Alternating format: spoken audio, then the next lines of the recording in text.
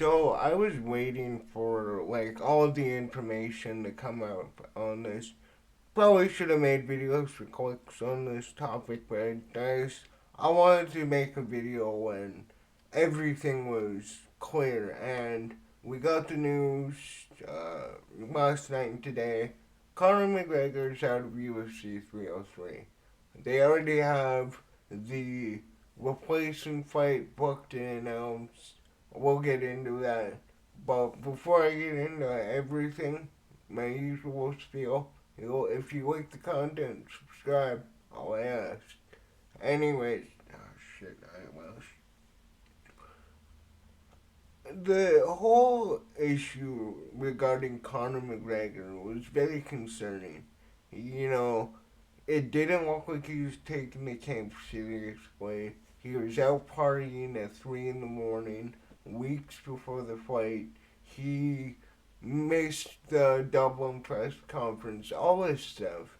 And what majority of the MMA sphere, anyone, HL, Son, and everybody was saying the fight was still on. And I I kind of had a feeling this might be a Ryan Garcia thing, where Conor McGregor is trying to act as stupid as he can to get Chandler to pull his guard down. But with the new update of him being completely out, I think that's the end of Conor. I don't see him coming back anytime soon. He's what is he now? Um, Make sure that audio is out so you don't have to hear my annoying keyboard. Conor McGregor is he's 35 at 155. You know, maybe a maybe a welterweight. Actually, no, never mind. You look at Kamaru Usman. He once he turned 35, that seems to be like the downhill of most fighters in the welterweight classes. You can get away with it at light heavyweight and heavyweight, sometimes middleweight, but the older you get, the slower you are, the harder it is to recover, and in Conor McGregor's case, he hasn't been active, like actually active in MMA since 2014. And I never really was a big fan of Conor. I respected him. I think even the biggest Conor hater can't deny that his rise was something unlike anybody else's. There's a reason he became the biggest star in MMA. Running through Chad Mendes, knocking out Jose Aldo in 13 seconds, demolishing Eddie Alvarez, the Nate Diaz fights, everything in his rise, and then obviously the Floyd Mayweather, which was, in my opinion, his downfall. But you can't be 1 foot in and 1 foot out in MMA. I've said this multiple times. This is a sport where even the most talented people, outside of John Jones just doesn't make sense. I know, I know a lot of people don't like John Jones right now, which is very warranted because he's ducking Arsenal for Stipe.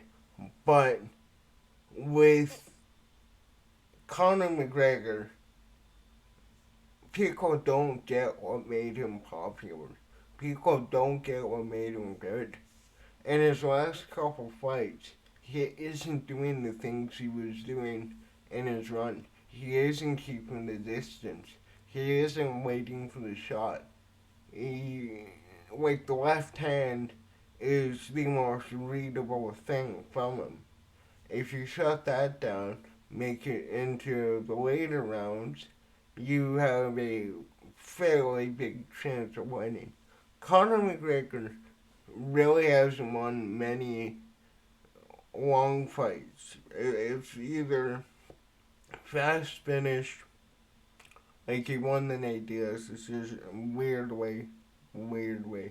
I had my own opinions on that one, but he's not a weight rounder at all. He's not a he's not a fighter. Oh my god, my stuttering. He's not a fighter that gets better as the fight goes on. He's a very sprinty fighter. But with Conor McGregor out, they announced that Jiri versus Alex Pereira 2 is happening. They said this is a fight they wanted to make before. Here it is. I thought it would have been at Madison Square Garden or later this year, but they stepped up. Both of them, both of them fought at UFC 300. And I need to switch this over. Let me bring up this. So, this is the brand new fight card. I'm gonna go through it, give you my takes on everything. And so the main event, Alex Pereira versus Jiri Prochazka.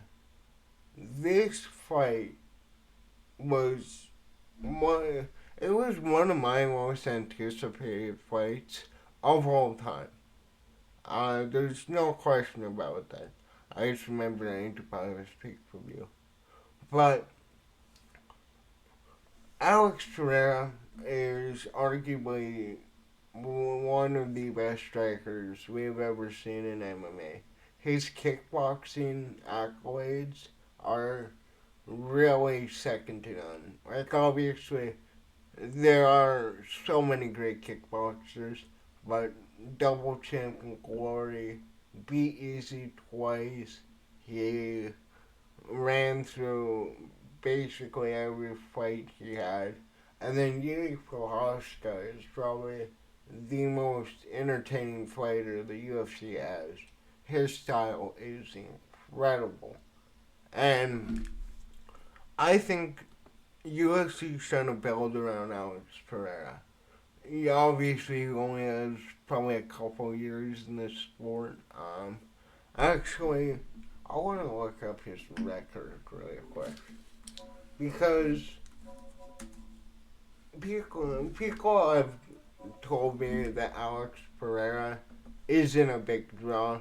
Which, I mean, if he wasn't a big draw, I don't really get why UFC 300 had all those records and that.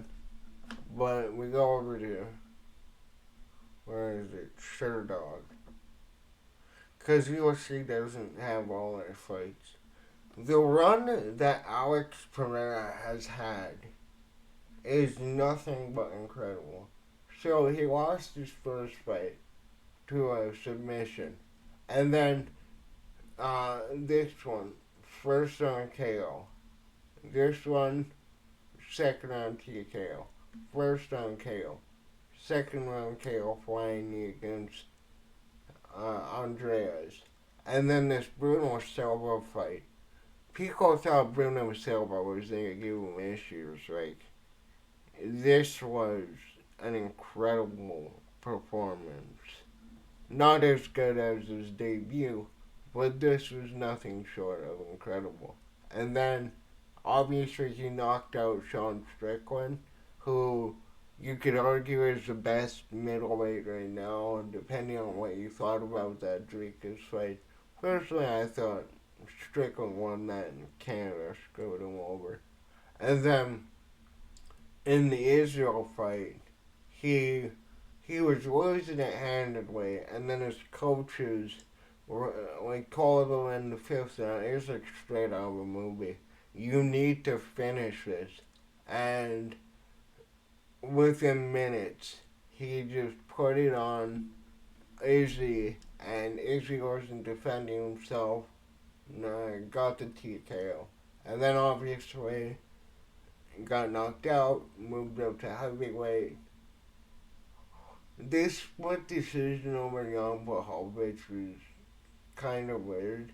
You know, I'm very open to people who think Jan Blachowicz won this. Personally, I thought Pereira looked great in this fight. He really did. I had him winning 2-1, and then in the first fight with Prohaska, second round knockout. This was nothing but incredible. This is such a good fight. And then obviously, first round knockout over Hill, and Jamal Hill had a severe coping. But with this main event, I think, because obviously there's Magomedov on Goliath. I think he's definitely due for a title shot. I don't think you can deny him, but I also think the UFC wants to protect Pereira against heavy wrestlers. And with this fight, it's a winnable fight. It's a massive fight. Everybody's gonna watch it. Like when the first fight got announced, I was so hyped. This is one of my favorite fights of all time. But moving on to the co-main event, Brian Ortega and Diego Lopez. I don't get why they're giving Diego Lopez. Uh, can I pull up that record from here? Oh, I didn't even need to go to Sherdog. Um, so Diego Lopez is up and coming. He beat Yusef. He beat Shabati, Tucker. So he hasn't really had any like big fights yet, and I guess they are pushing him to the top against Ortega, or I guess you can kind of argue they're giving Ortega a tune-up fight. A very strange fight, in my opinion. But like everybody, like in the MMA community, it is a what have you done for me lately, and like when you look at Ortega, the run he was on was insane. Like you, everybody thinks like he went on this massive skid. He really didn't. Like he beat Yair Rodriguez in his last fight with a submission, and then he won. Oh yeah, they did the first fight. So he went 1-1 against Yair Rodriguez, and then he lost to Volkanovski by unanimous decision when nearly submitted him. Like, this is like the craziest submission defense I've ever seen. And by defense, Volkanovski was just staying alive, barely. And then you have the Korean Zombie fight. You have the two Holloway fights where Holloway won that convincingly. Then he beat Cub Swanchu, Moicano, Guida,